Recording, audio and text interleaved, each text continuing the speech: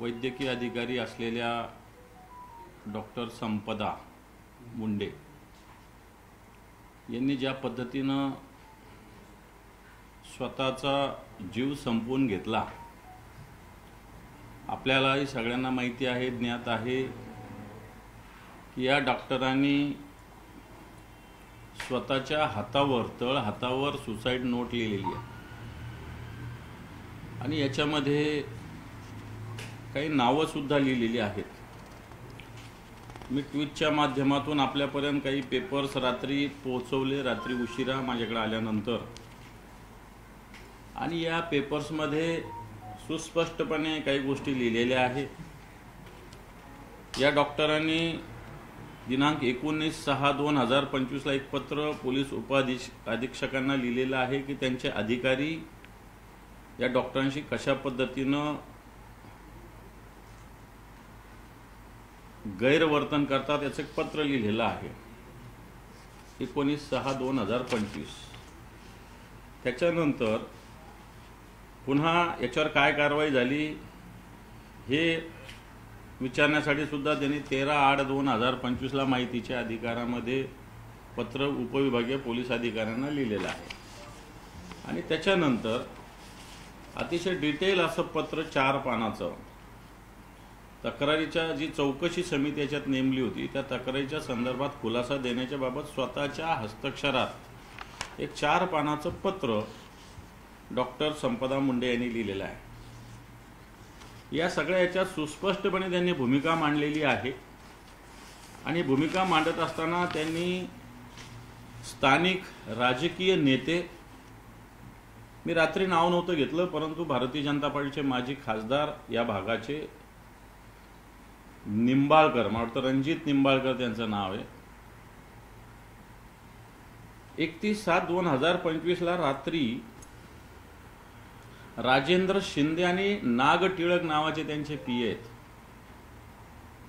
यांच्या फोनवर हे माजी खासदार त्या दिवशी डॉक्टर संपदा मुंडेंशी बोललेले आहेत. आणि बोलण्याचा कशासाठी बोलले तर एक वाहतूकदार आहेत जो बीडचाच आहे, फीड अनफीड देण्याच्या विषयी बीडच्या नावाने त्यांना हिनवलं सुद्धा या पीएनई आणि पोलीस अधिकाऱ्यांनी. परंतु याच्यामध्ये सुस्पष्टपणे सत्तेचा माज दिसतो.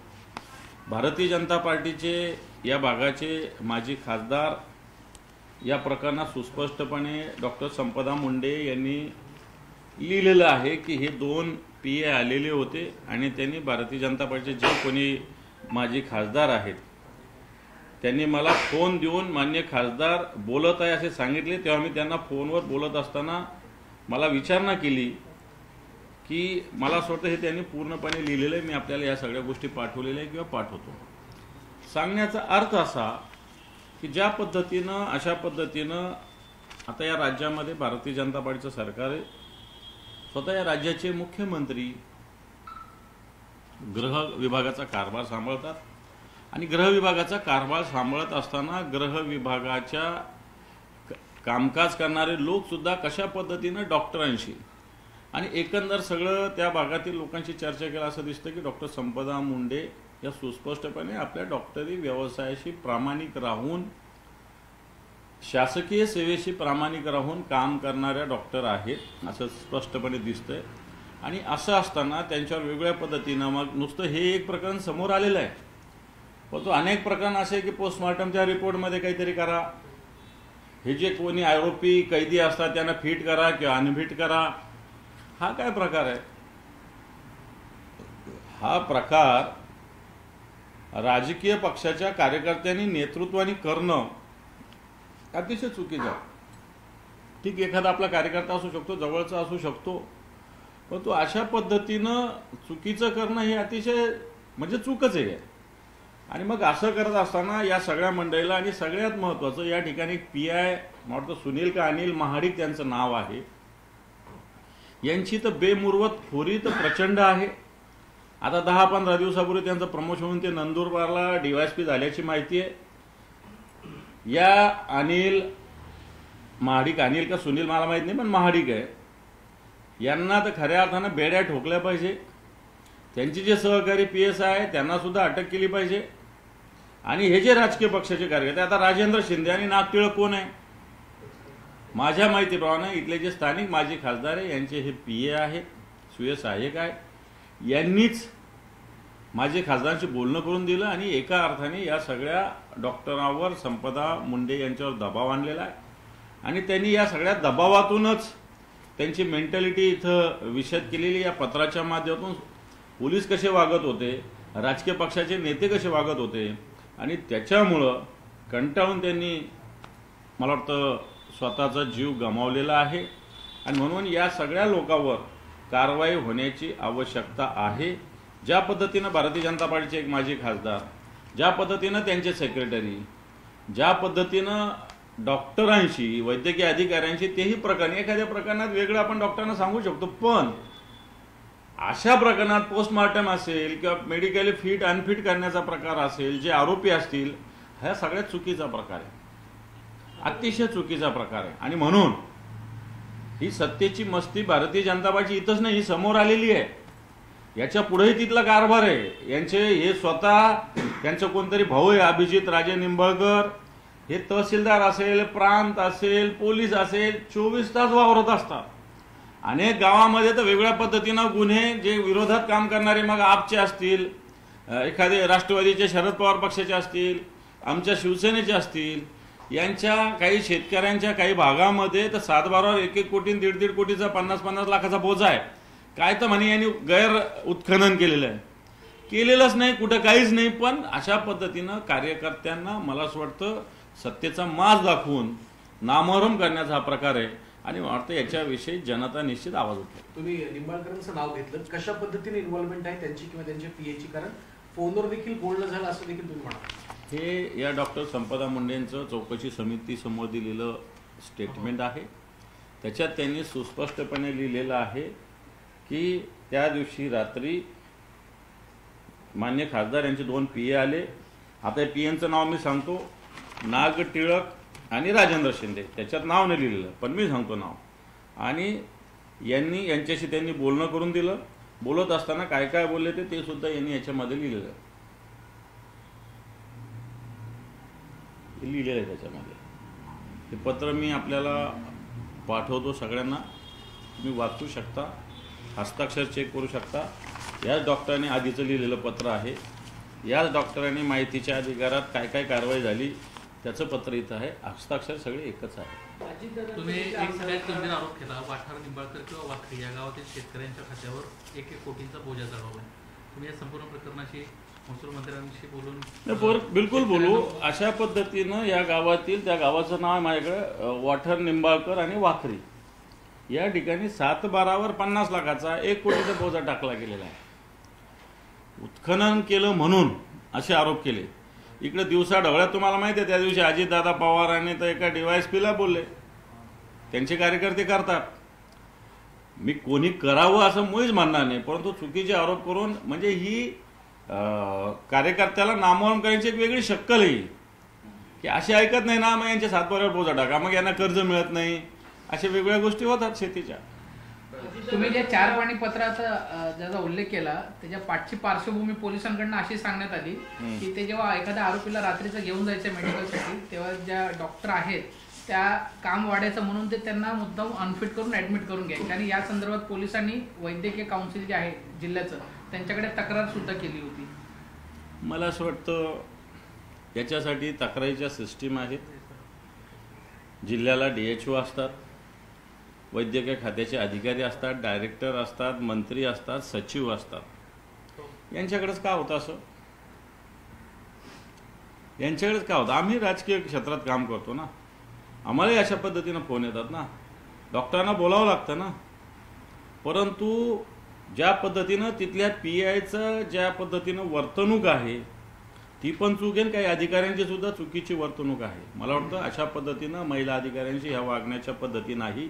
एकीकडे लाडकी बहीण म्हणायचं आणि एकीकडे आपल्या बहिणींना अशा पद्धतीनं त्रास देण्याचा असा दुट्टप्पीपणा आत्ताच्या घडीला या राज्यात चालूला दिसतो. या SIT चौकशी या सगळ्या प्रकरणाची व्हायला पाहिजे आणि उद्या मुख्यमंत्र्यांना ते पत्र देणार आहे. बिलकुल दिलं पाहिजे. याविषयी धनंजय मुंडे जी मागणी करतात त्या मागणीशी मीही सहमत आहे. आम्हीच अशा पद्धतीनं मागणी करू. सातारा जिल्ह्यातला कोणताही अधिकारी याच्या चौकशीला असता कामा नये. निष्पक्षपातीपणा ज्या अधिकाऱ्यांच्या याच्यात आहे, या महाराष्ट्रातले काही अधिकारी निश्चित चांगले आहेत. अशा महिला अधिकाऱ्यांची टीम याच्यासाठी माननीय मुख्यमंत्र्यांनी नेमली पाहिजे. ते स्वतः गृहमंत्री आहेत आणि या प्रकरणाची चौकशी होत असताना पोलीस अधिकारी, राजकीय पक्षाचे जे नेते आहेत यांच्यावर पूर्णपणे कडक कारवाई झाली पाहिजे. एखाद्या थातूर मातूर कॉन्स्टेबलला बळी देऊन होणार नाही. यातला PI महाडिक असतील, माजी खासदारांचे PA असतील, मी तर म्हणेल माजी खासदारांना सुद्धा याच्यात आरोपी केलं पाहिजे. कारण हे काम त्यांचं नाही. अशा पद्धतीनं अशा केसमध्ये कोणत्याही अधिकाऱ्यांना मेडिकल फिट अनफिट असेल तर याला आणखी अथॉरिटी आहे ना, याला आणखी अथॉरिटी आहे ना. 2-2 दिवस कोणताही डॉक्टर कोणत्याही पेशंटला ऍडमिट नाही करून घेत. उलट त्यांना फिट करून सोडलेलं कधी बरं असतं बऱ्याच वेळेस. कारण डॉक्टरांना तर खऱ्या अर्थानं बेडचे प्रॉब्लेम्स आहेत, उपचाराचे प्रॉब्लेम्स आहेत बऱ्याच ठिकाणी. आणि त्यामुळे पोलिसांचे आरोप स्वतःची कातडी बचावण्यासाठी आहे. पोलीस डॉक्टर नाही आहे, पोलीस आहे. डॉक्टरांनी डॉक्टरांचं काम केलं, पोलीस. मग पोलीस कोण ठरवणार आहे फिट का अनफिट? पोलीस ठरवणारे थोडी, डॉक्टर आहेत ना, सरकारने नेमलेले ना, त्या पास झालेल्या आहेत ना, शिकलेल्या आहेत ना त्या. त्याच्याविषयी काय असेल तर त्या तक्रारी केल्या पाहिजे. परंतु जाणीवपूर्वक रात्री 12-12 वाजता एखाद्या महिला अधिकाऱ्यांना फोन करून अशा पद्धतीनं दबाव आणणं हा सुद्धा चूक आहे. हा सुद्धा महिलावर अन्याय अत्याचाराचा प्रकार आहे. मग त्यांनी आत्महत्या करण्यास प्रवृत्त करणं हा दुसरा प्रकार आहे. आणि म्हणून पोलीस काही जरी म्हणत असतील तरी या सगळ्या PI वर सुद्धा सगळ्यात आधी ते महाडिक कोण आहे त्याच्यावर गुन्हा दाखल झाला पाहिजे. हे खासदारांचे PA यांच्यावर गुन्हा दाखल, मी तर म्हणतो माजी खासदारांना सुद्धा आरोपी केलं पाहिजे. या महाडिकांना हे सगळं प्रकार अगोदर माहिती होतं असं म्हणायचं की महाडिकांनी याकडे दुर्लक्ष केलं. महाडिकांना दिलेले पत्र इथं आहेत आधीपासूनचे, त्यामुळे दुर्लक्षच केलं. आज किती तारीख आहे? 26 आहे. परवा त्यांनी आत्महत्या केलेली आहे. त्याच्या आधीचे पत्र मी तुम्हाला मुद्दाम दाखवले ना. हे पत्र कितीचं? 19/6चं आहे. यात म्हणजे 6 म्हणजे जून महिना. नंतर त्यासाठी आठवण करून दिली त्यांनी की या चौकशीचं काय झालं. त्याचं सुद्धा पत्र त्यांनी समजा जून, जुलै, ऑगस्टमध्ये दिलेलं आहे. दोन्ही पत्र दिले त्यांनी. मग आठवण करून दिली ना त्यांना. विविध कामांचं भूमिपूजन त्यांच्या हस्ते होणार आहे. खासदारांना 2 दिवसापूर्वी पत्रकार परिषद. ज्याचे हात एखाद्या महिलेच्या भगिनीच्या आत्महत्येत गुंतलेले आहेत, मी मुख्यमंत्र्यावर बिलकुल टीका करणार नाही. सांगेल की मुख्यमंत्र्याच्या विषयी आम्हाला आदर आहे आणि आदर असताना मी त्यांना हेच आवाहन केलं की ज्याचे हात अशा पद्धतीनं बरबटलेले आहे अशा लोकांचा कोणताही कार्यक्रम आपण केला नाही पाहिजे. अशा लोकांना पार्टीतून दूर केलं पाहिजे.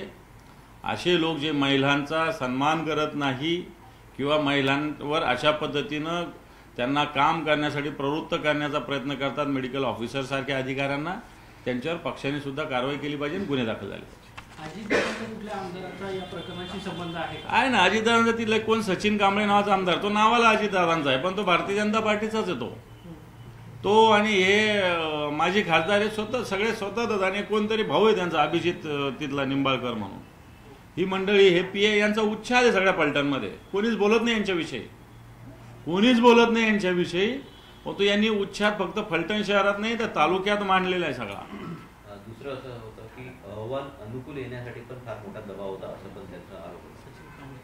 हे पण या पत्र तुम्ही वाचा, त्याच्यात सगळं लिहिलेलं आहे की या पद्धतीनं एका महिला अधिकाऱ्यांना अशा पद्धतीनं पोलीस अधिकारी असतील, राजकीय पक्षाचे नेतृत्व असतील, यांनी अशा पद्धतीनं एका चांगल्या निष्पक्ष महिला अधिकाऱ्याला दबाव टाकणं हे चुकीचं आहे. माझं म्हणणं आहे की आपण गुन्हा केला तर त्याची शिक्षा भोगायला आपण तयार असावं. कोणत्याही गुन्हेगाराला आपण पाठीशी घातलं नाही पाहिजे. ही भूमिका आपली सगळ्यांचीच असली पाहिजे, माझी सुद्धा असली पाहिजे. मी विरोधी पक्षात आहे, माझी असली पाहिजे, सत्ताधाऱ्यांची असली पाहिजे. शेवटी गुन्हेगार असतो, तो कोणाचाच नसतो. फलटणमधली ही घटना असतो किंवा काही दिवसांपूर्वी मीरा बोरवणकर यांनी पोलिसांवरती केलेले आरोप आहेत. गृहमंत्र्यांची निष्क्रियता दिसून येते, गृह खातं लक्ष होताना दिसतंय. ज्या अर्थी PI दर्जाचा अधिकारी एक प्रमुख अधिकारी असतो कोणत्याही पोलीस स्टेशनला. शेवटी SP किंवा CP हे सगळ्यात शेवटचा पर्याय असतो. सगळ्यात आधी सर्वसामान्य जनतेचा संबंध येतो PIशी. तो कुठले असेल, मुंबई असेल, फलटण असेल, नागपूर असेल, बुलढाणा असेल, कुठं असेल, सगळ्यात आधी PI हा महत्त्वाचा अधिकारी आहे. आणि जर हा PI वैद्यकीय अधिकाऱ्यासारख्या जबाबदारी पार पडणाऱ्या एका महिला अधिकाऱ्यांच्या विषयी असं वागत असेल, अशा पद्धतीनं वर्तणूक ठेवत असेल, अशा पद्धतीनं दबाव असेल, तर गृहमंत्री करतात काय, गृह विभाग करतो काय? बरं, ह्या तक्रारी ऑफिशियली आलेल्या आहे. त्या डॉक्टरांनी PIचे जे वरिष्ठ आहे त्यांच्याकडे तक्रारी केलेल्या आहेत. आणि मला असं वाटतं अशा तक्रारीकडे दुर्लक्ष केल्यामुळं हा प्रकार जर वेळीच या सगळ्या गोष्टीची दखल घेतली असती. तुम्ही खासदारांच्या सगळ्या कार्यकाळावरच प्रश्नचिन्ह उपस्थित करताय. मागच्या 2-3 वर्षांमध्ये रणजित नाईक निंबाळकर म्हणतायत की जूनमध्ये झालेलं हे वाद वेगळंच आहे, जाणीवपूर्वक वातावरण दूषित करण्याचं काम केलं जाते, प्रकरणाला राजकीय वळण दिलं जातं. काय राजकीय वळण आहे? त्या डॉक्टरने हातावर लिहिलेलं चूक आहे, त्या डॉक्टरने लिहिलेले पत्र चूक आहे. तिने याच्यात सुस्पष्ट लिहिले. आता मी एवढं तुमच्यासमोर वाचत नाही मी, पण हे तुम्हाला पत्र देतो.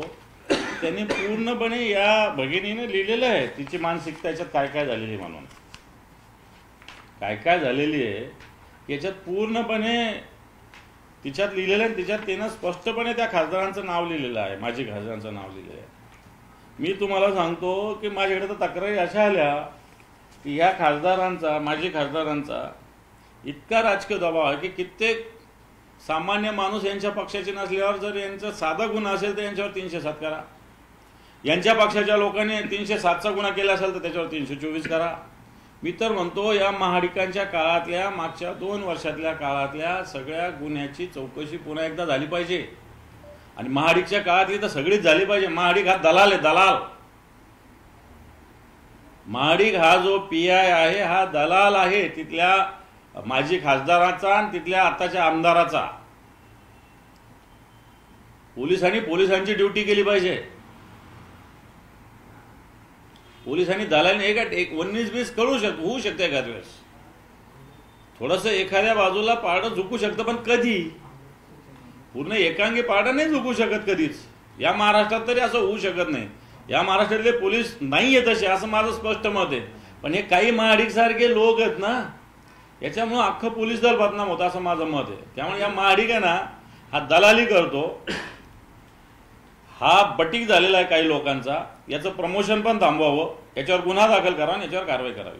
म्हणजे हाच मुख्य आरोपी असं म्हणायचं आहे. तोच आहे, एका याच्यात लिहिलंय तोच आहे.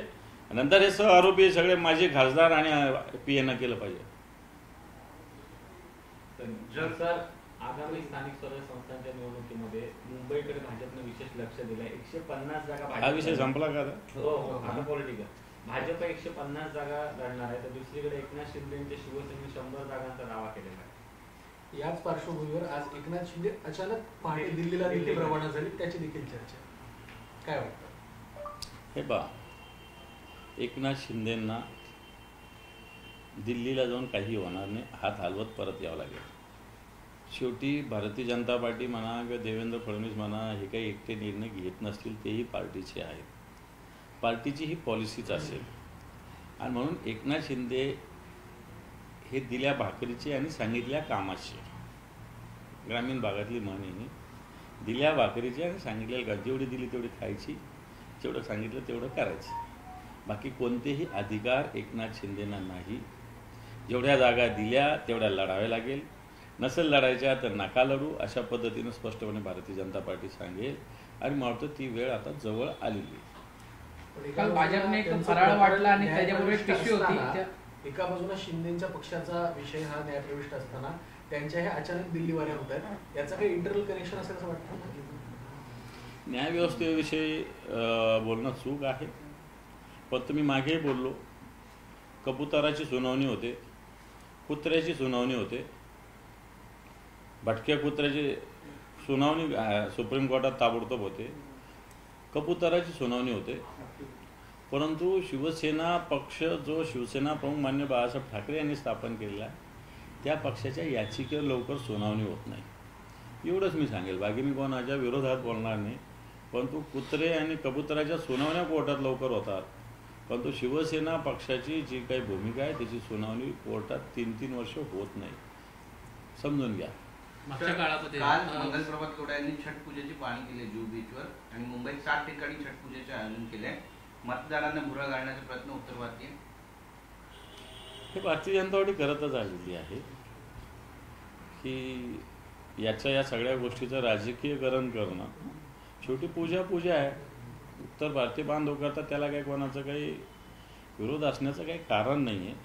परंतु त्याचं राजकीयकरण करून राजकीय फायदा घेण्याचा प्रयत्न भारतीय जनता पार्टी करत आलेली आणि करत राहणार. भारतीय जनता पार्टीला पावलोपावली राजकारण दिसतं.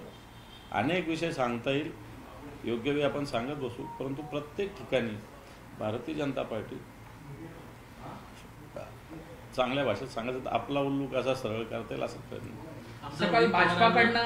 काल भाजपाकडनं एक फराळ वाटण्यात आले, त्याच्यावर पुन्हा एकदा तो नारा लिहिण्यात आला होता की एक है तो सेफ है. हे लिहिणं झालं. आज भारतीय जनता पार्टी या राज्यामध्ये जातीत भांडणं लावते, हिंदू मुस्लिम लावते, हिंदूमध्ये मराठेतर लावतं, ब्राह्मणेतर, दलितेतर, दलितामध्ये सुद्धा वेगवेगळे वाद लावण्याचं काम आदिवासीमध्ये वाद लावण्याचं काम, प्रत्येक ठिकाणी भारतीय जनता पार्टी समाजामध्ये भेद करण्याचं काम करते. जर हिंदू म्हणून आपण असतो तर हिंदू एकच राहायला पाहिजे. परंतु या भारतीय जनता पार्टीची कृती जर बघितली या राज्यात, या जातीचं त्या जातीचं या जातीचं या सगळ्यामध्ये भारतीय जनता पार्टी एक प्रकारे विष पेरत आहे.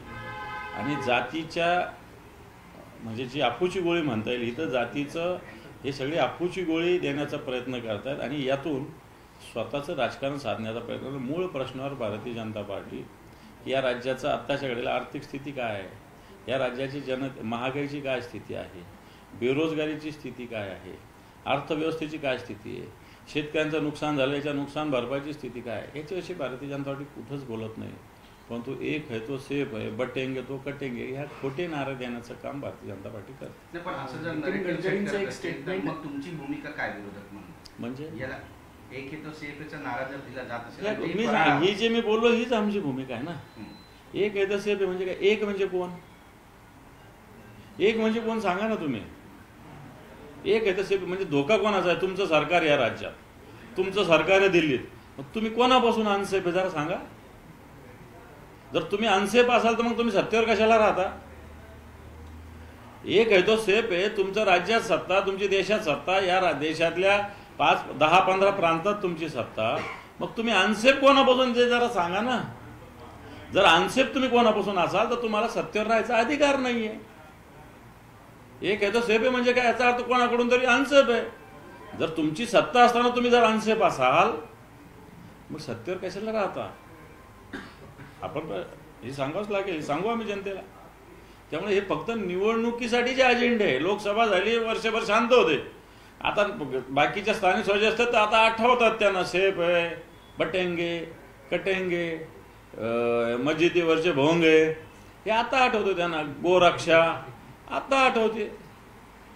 मस्जिदीवरच्या भोंग्यांचा विषय घेणारे राज ठाकरे तर तुमच्या सोबत आहे. मस्जिदीच्या भोंग्यांचा विषय घेणारे राज ठाकरे आता तुमच्या सोबत आहे. असू द्या ना. भोंग्याचा विषय मी काय म्हणतो, राजसाहेबांनी मांडलेला मुद्दा हा भोंग्याच्या डेसिबलचा आहे आणि तो सरकारने तेव्हाच पाडला. खरं तर उद्धवजींच्या सरकारच्या काळातच त्यांनी सांगितला होता. आणि ओके आहे, ते सुप्रीम कोर्टाने आदेश दिला, त्याची अंमलबजावणी केली पाहिजे. पण भारतीय जनता पार्टीचे लोक कुठे मस्जिदवर जातात. राजसाहेब कोणत्या मस्जिदवर गेले का काढायला? किरीट सोमय्या मस्जिदवर जातो भोंगा घेऊन, असं काढून आणल्याचं दाखवतो. कुठं हातोडा घेऊन जातो, त्याच्या काय बापाचं राज सगळीकडे चालू आहे. कुठं हातोडा घेऊन जातो, अरे कॉर्पोरेशन आहे हातोडे मारायला, पोलीस आहे भोंगे काढायला, भारतीय जनता पार्टी कशाला लागते?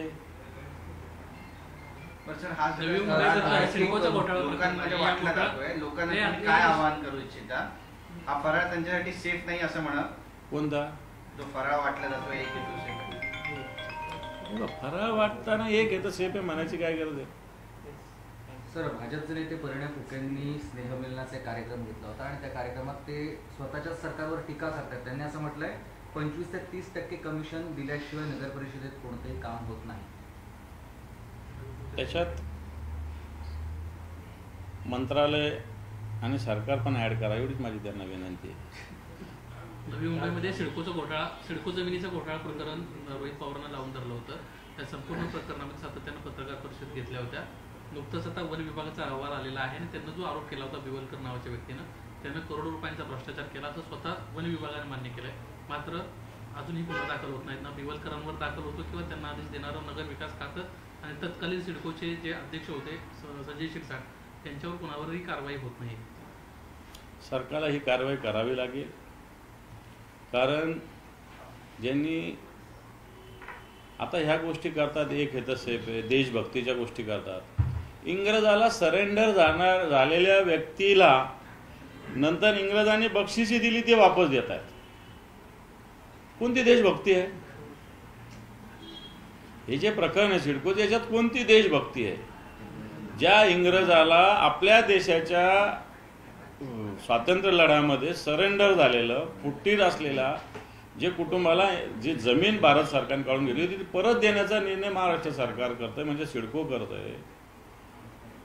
मी तर याला बाकी सोडून द्या, ते 30%, 40% दलाली कमिशन याच्यात मी बोलत नाही. पण देशभक्ती अँगलने जर आपण बोललो की जो इंग्रजांना आपल्या देशाच्या त्यावेळेसच्या राष्ट्रीय आंदोलन असताना त्याच्या विरोधात सरेंडर झाला, या इंग्रजांनी दिलेली जमीन भारत स्वतंत्र झाल्यानंतर काढून घेण्यात आली, ती जमीन परत देण्याचं महान कार्य आताचं महाराष्ट्राचं सरकार करतंय, सिडको करतंय. मला असं वाटतं मग यांना आपण काय म्हणावं, देशभक्त म्हणावं का? जो देशविरोधी शक्तीला मदत करत होता, इंग्रजाला मदत करत होता, तो देशविरोधी. आणि देशविरोधाची जमीन काढून घेतलेल्या भारत सरकारची जमीन परत महाराष्ट्र सरकार सिडको देतंय, तो देशप्रेमी देशभक्त कसं होऊ शकतो? नितीन गडकरींनी एक विधान केलं काल भाजपच्या एका कार्यक्रमात. नितीन गडकरींनी असं विधान केलं की जुन्या कार्यकर्त्यांकडे, पक्षाचे जुने कार्यकर्ते त्यांच्याकडे लक्ष द्या, अन्यथा जेवढ्या वेगानं आपण वाढलो त्याच वेगानं आपण खाली निघतो. होणार. हा प्रकृतीचा नियम आहे, न्यूटनचा पण नियम आहे. जेवढं दाबलं तेवढं वर जातं, जेवढं वर गेलं तेवढं खाली येत असतं. हा प्रकृतीचा नियम आहे, न्यूटनचा नियम आहे.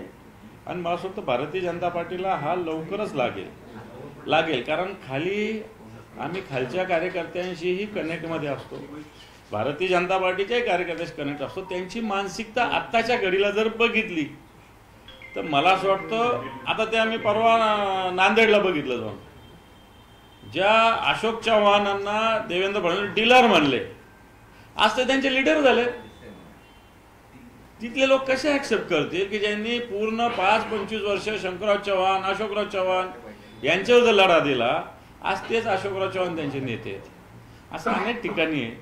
आणि म्हणून न्यूटनच्या नियमानुसार या सगळ्या जेवढी भरती होती तशी ओटी सुद्धा होत असतील, लक्षात ठेवा. सर, राज्य सरकारनं मराठवाड्यातील पूरग्रस्तांसाठी मदत जाहीर केली होती आणि दिवाळीपूर्वी मदत देऊ असं आश्वासन दिलं होतं, पण अद्यापपर्यंत ही काही मदत पोहोचली नाही. राज्य सरकारचं फक्त आमिष होतं, फक्त हवेतील आश्वासन होतं म्हणायचं का? राज्य सरकारने जो 31,500 कोटीचं पॅकेज जाहीर केलेलं हे फसवं पॅकेज आहे. मुख्यमंत्र्याची आणि अजितदादा आणि एकनाथ शिंदे साहेबांची त्या दिवशी पत्रकार परिषद बघा. त्यांनी शेतकऱ्यांना 3 हेक्टरला किमान मर्यादेमध्ये कोरडवाहूला 18,500 रुपये आणि बागायतीला वेगळं आणि बाकी जे फळबाग आहे त्याला वेगळं अशा पद्धतीनं. पण आत्ताच्या घडीला सगळ्यांना नाही, पण काही लोकांना 8,500 रुपये आलेले आहे, हेही कबूल केलं पाहिजे. पण सरकारने घोषणा केलेली होती वेगळी, अध्यादेश वेगळा, प्रत्यक्षात मदत वेगळी आहे. याच्या विरुद्ध, कारण दिवाळीच्या आधी हा सगळं देणार असं सांगितलं होतं. खडून गेलेल्या जमिनीला सुद्धा 3.5 लाख रुपयाची घोषणा केली आहे, परंतु NDRFचे निकषाचे 47,000 रुपये सुद्धा अजून आलेले नाही. आणि म्हणून ही घोषणा फसवी आहे, हे पॅकेज फसवं आहे. याचं लवकरच शिवसेनेच्या वतीनं गावोगाव जाऊन पोस्टमार्टम करण्यात येणार आहे. आम्ही 2-3 दिवस अजून वाट बघतोय आणि नंतर या सगळ्या विषयात मराठवाड्यामध्ये गावोगाव जाऊन शिवसेना या सगळ्या पॅकेजचं पोलखोल करणार. थँक्यू.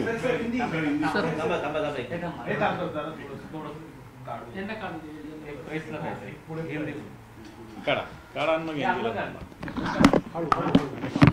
काढण्याच्या नादात इतरांची पाडू नको.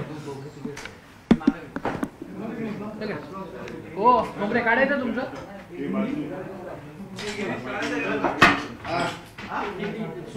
लोकशाही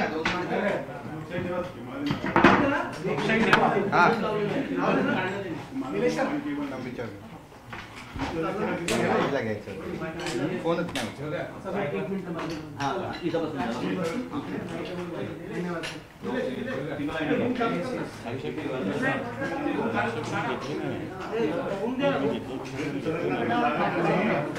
काही लोकांनी चालवलं फक्त खासदारांचं नाव पण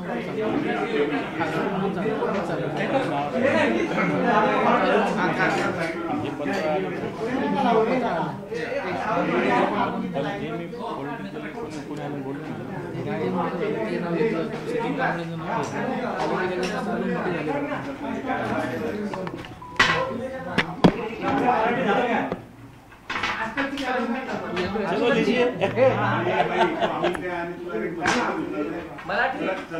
हो महेश भाऊ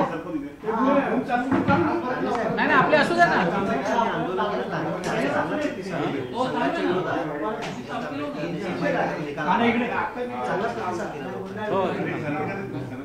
पोलिसांनी गुन्हा नाही दाखल करायला पाहिजे होता.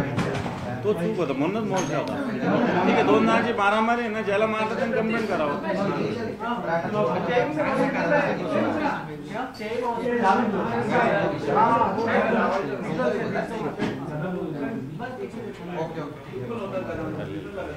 आज काय